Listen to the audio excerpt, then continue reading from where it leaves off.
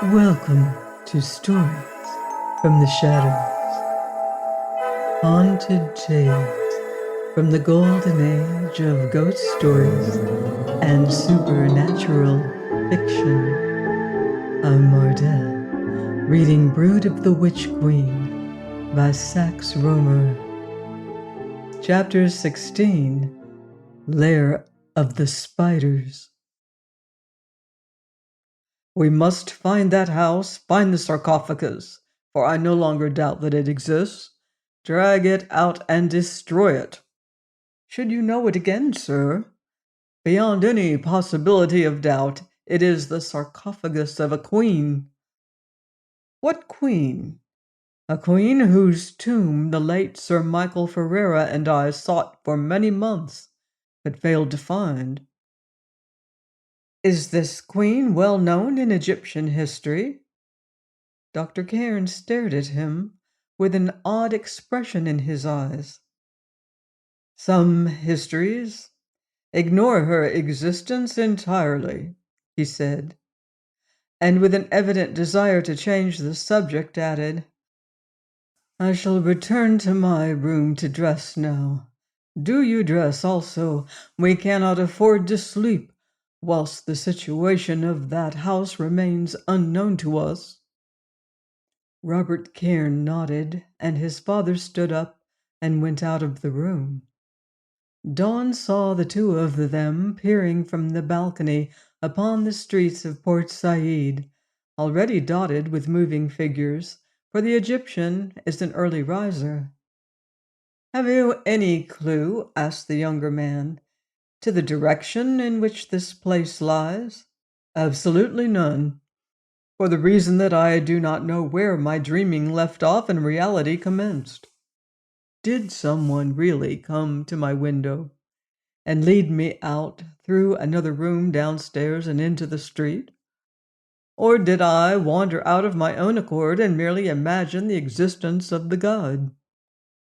In either event, I must have been guided in some way to a back entrance, for had I attempted to leave by the front door of the hotel in that trance-like condition, I should certainly have been detained by the Bawa. Suppose we commence, then, by inquiring if there is such another entrance. The hotel staff was already afoot, and their inquiries led to the discovery of an entrance communicating with the native servants' quarters. This could not be reached from the main hall, but there was a narrow staircase to the left of the lift shaft by which it might be gained. The two stood looking out across the stone-paved courtyard upon which the door opened. Beyond doubt, said Dr. Cairn, I might have come down that staircase and out by this door without arousing a soul, either by passing through my own room or through any other on that floor.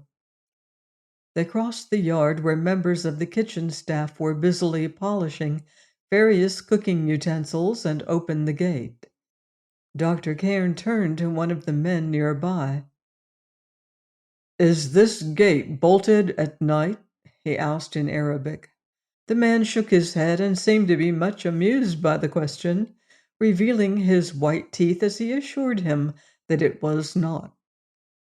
A narrow lane ran along beside the hotel, communicating with a maze of streets almost exclusively peopled by natives. Rob, said Dr. Cairn slowly, it begins to dawn upon me that this is the way I came.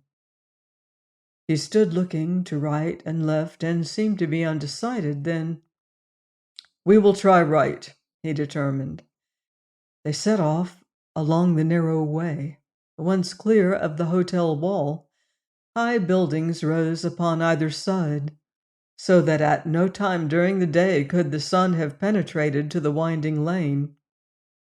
Suddenly Robert Cairn stopped. Look, he said and pointed. The mosque. You spoke of a mosque near to the house? Dr. Cairn nodded. His eyes were gleaming, now that he felt himself to be upon the track of this great evil which had shattered his peace. They advanced until they stood before the door of the mosque. and there in the shadow of a low archway was just such an ancient iron-studded door as Dr. Cairn remembered.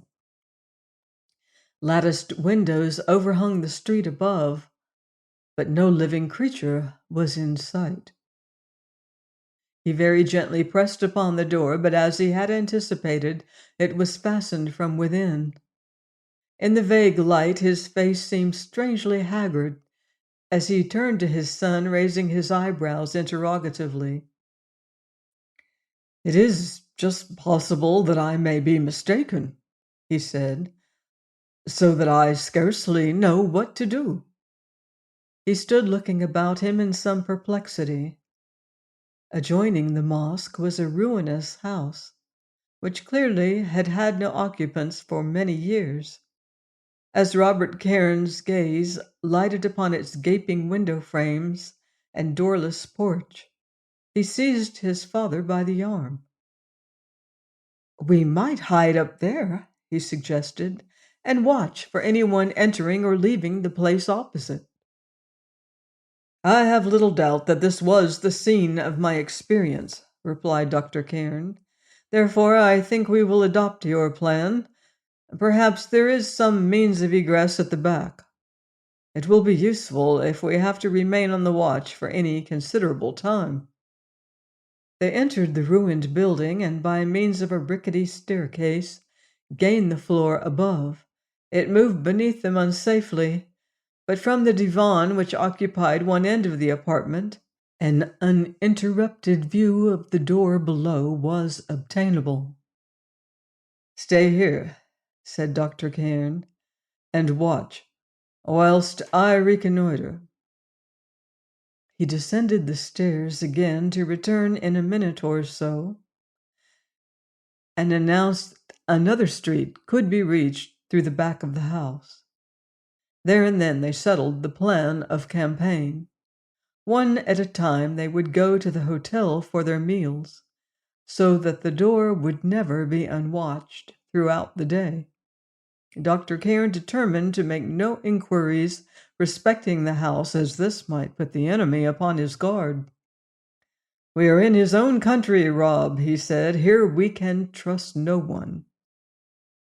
Thereupon they commenced their singular and self-imposed task. In turn, they went back to the hotel for breakfast and watched fruitlessly throughout the morning. They lunched in the same way, and throughout the great midday heat sat hidden in the ruined building, mounting guard over that iron-studded door.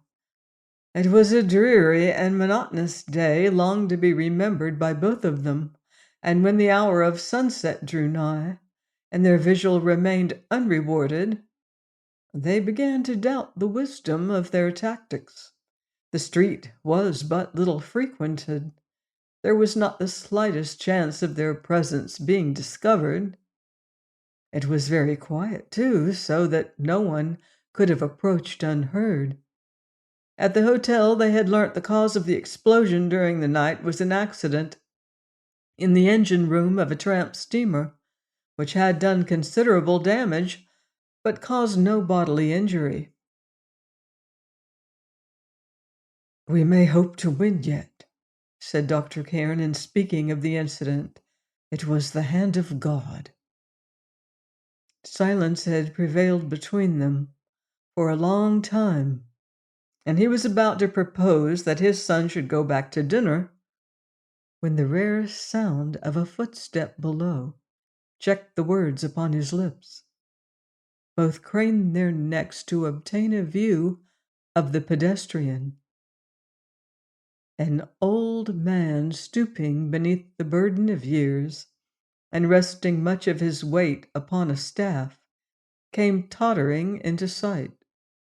The watchers crouched back, breathless with excitement, as the newcomer paused before the iron-studded door, and from beneath his cloak took out a big key. Inserting it into the lock, he swung open the door. It creaked upon ancient hinges as it opened inward, revealing a glimpse of a stone floor. As the old man entered, Dr. Cairn grasped his son by the wrist. "Down," he whispered. "Now is our chance." They ran down the rickety stairs, crossed the narrow street, and Robert Cairn cautiously looked in around the door, which had been left ajar. Black against the dim light of another door at the further end of the large and barn-like apartment showed the stooping figure. Tap, tap, tap went the stick, and the old man had disappeared around a corner. "Where can we hide?" whispered Dr. Cairn. "He is evidently making a tour of inspection." The sound of footsteps mounting to upper apartments came to their ears. They looked about them right and left, and presently the younger man detected a large wooden cupboard set in one wall. Opening it, he saw that it contained but one shelf only near the top. "When he returns," he said, "we can hide in here until he has gone out." Dr. Cairn nodded. He was peering about the room intently. "This is the place I came to, Rob," he said softly. "But there was a stone stair leading down to some room underneath. We must find it." The old man could be heard passing from room to room above. Then his uneven footsteps sounded on the stair again, and glancing at one another, the two stepped into the cupboard and pulled the door gently inward. A few moments later, the old caretaker, since such appeared to be his office, passed out, slamming the door behind him. At that, they emerged from their hiding place and began to examine the apartment carefully. It was growing very dark. Indeed, now, with the door shut, it was difficult to detect the outlines of the room. Suddenly, a loud cry broke the perfect stillness, seeming to come from somewhere above. Robert Cairn started violently, grasping his father's arm, but the older man smiled. "You forget that there is a mosque almost opposite," he said. "That is the Mueddin." His son laughed shortly. "My nerves are not yet all that they might be," he explained, and bending low began to examine the pavement. "There must be a trap door in the floor," he continued. "Don't you think so?" His father nodded silently, and upon hands and knees also began to inspect the cracks and crannies between the various stones. In the right-hand corner, furthest from the entrance, their quest was rewarded. A stone some 3 feet square moved slightly when pressure was applied to it, and gave up a sound of hollowness beneath the tread. Dust and litter covered the entire floor, but having cleared the top of this particular stone, a ring was discovered, lying flat in a circular groove cut to receive it. The blade of a penknife served to raise it from its resting place, and Dr. Cairn, standing astride across the trap, tugged at the ring, and without great difficulty raised the stone block from its place. A square hole was revealed. There were irregular stone steps leading down into the blackness. A piece of candle stuck in a crude wooden holder lay upon the topmost. Dr. Cairn, taking a box of matches from his pocket, very quickly lighted the candle, and with it held in his left hand, began to descend. His head was not yet below the level of the upper apartment when he paused. "You have your revolver?" he said. Robert nodded grimly and took his revolver from his pocket. A singular and most disagreeable smell was arising from the trap which they had opened, but ignoring this, they descended and presently stood side by side in a low cellar. Here the odor was almost insupportable. It had in it something menacing, something definitely repellent. And at the foot of the steps they stood, hesitating. Dr. Cairn slowly moved the candle.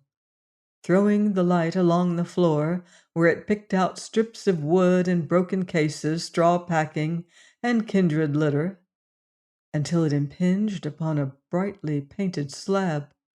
Further, he moved it, and higher, and the end of a sarcophagus came into view. He drew a quick hissing breath and, bending forward, directed the light into the interior of the ancient coffin. Then he had need of all his iron nerve to choke down the cry that rose to his lips. "By God! Look!" whispered his son. Swathed in white wrappings, Antony Ferreira lay motionless before them. The seconds passed one by one until a whole minute was told, and still the two remained inert, and the cold light shone fully upon that ivory face. "Is he dead?" Robert Cairn spoke huskily, grasping his father's shoulder. "I think not," was the equally hoarse reply. "He is in a state of trance mentioned in certain ancient writings. He is absorbing evil force from the sarcophagus of the witch queen."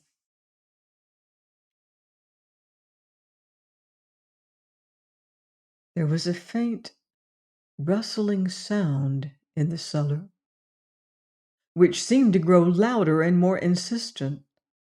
But Dr. Cairn apparently did not notice it, for he turned to his son, and albeit the latter could see him but vaguely, he knew that his face was grimly set. "It seems like butchery," he said evenly, "but in the interests of the world we must not hesitate. A shot might attract attention. Give me your knife." For a moment the others scarcely comprehended the full purport of the words. Mechanically, he took out his knife and opened the big blade. "Good heavens, sir," he gasped breathlessly. "It is too awful." "Awful, I grant you," replied Dr. Cairn, "but a duty, boy, and one that we must not shirk. I alone among living men know whom and what lies there, and my conscience directs me in what I do. His end shall be that which he had planned for you. Give me the knife." He took the knife from his son's hand, with the light directed upon the still ivory face. He stepped towards the sarcophagus. As he did so, something dropped from the roof, narrowly missed falling upon his outstretched hand, and with a soft, dull thud, dropped upon the mud brick floor. Impelled by some intuition, he suddenly directed the light to the roof above. Then, with a shrill cry, which he was wholly unable to repress, Robert Cairn seized his father's arm and began to pull him back towards the stair. "Quick, sir!" he screamed shrilly, almost hysterically. My God, be quick!" The appearance of the roof above had puzzled him for an instant as the light touched it. Then in the next it filled his very soul with loathing and horror, for directly above them was moving a black patch, a foot or so in extent, and it was composed of a dense moving mass of tarantulas spiders. A line of the disgusting creatures was mounting the wall and crossing the ceiling, ever swelling the unclean group. Dr. Cairn did not hesitate to leap for the stair, and as he did so, the spiders began to drop. Indeed, they seemed to leap towards the intruders, until the floor all about them and the bottom steps of the stair presented a mass of black, moving insects. A perfect panic fear seized upon them. At every step, spiders crunched beneath their feet. They seemed to come from nowhere, to be conjured up out of the very darkness, until the whole cellar, the stairs, the very fetid air about them became black and nauseous with spiders. Halfway to the top, Dr. Cairn turned, snatched out a revolver, and began firing down into the cellar in the direction of the sarcophagus. A hairy, clutching thing ran up his arm, and his son, uttering a groan of horror, struck at it and stained the tweed with its poisonous blood. They staggered to the head of the steps, and there Dr. Cairn turned and hurled the candle at a monstrous spider that suddenly sprang into view. The candle, still attached to its wooden socket, went bounding down steps that were literally carpeted with insects. Tarantulas began to run out from the trap, as if pursuing the intruders, and a faint light showed from below. Then came a crackling sound, and a wisp of smoke floated up. Dr. Cairn threw open the outer door, and the two panic-stricken men leapt out into the street and away from the spider army. White to the lips, they stood leaning against the wall. "Was it really Ferreira?" whispered Robert. "I hope so," was the answer. Dr. Cairn pointed to the closed door. A fan of smoke was creeping from beneath it. The fire which ensued destroyed not only the house in which it had broken out, but the two adjoining, and the neighboring mosque was saved only with the utmost difficulty. When, in the dawn of the new day, Dr. Cairn looked down into the smoking pit, which once had been the home of the spiders, he shook his head and turned to his son. "If our eyes did not deceive us, Rob," he said, "a just retribution at last has claimed him." Pressing away through the surrounding crowd of natives, they returned to the hotel. The hall porter stopped them as they entered. "Excuse me, sir," he said, "but which is Mr. Robert Cairn?" Robert Cairn stepped forward. "A young gentleman left this for you, sir, half an hour ago," said the man. "A very pale gentleman with black eyes. He said you'd dropped it." Robert Cairn unwrapped the little parcel. It contained a penknife, the ivory handle charred, as if it had been in a furnace. It was his own, which he had handed to his father in that awful cellar at the moment when the first spider had dropped, and a card was enclosed bearing the penciled words, "With Anthony Ferreira's compliments." Join me next time on Stories from the Shadows for more dangerous delving into the occult in Brood of the Witch Queen by Sax Rohmer. Until then, I wouldn't blame you if you leave the lights on.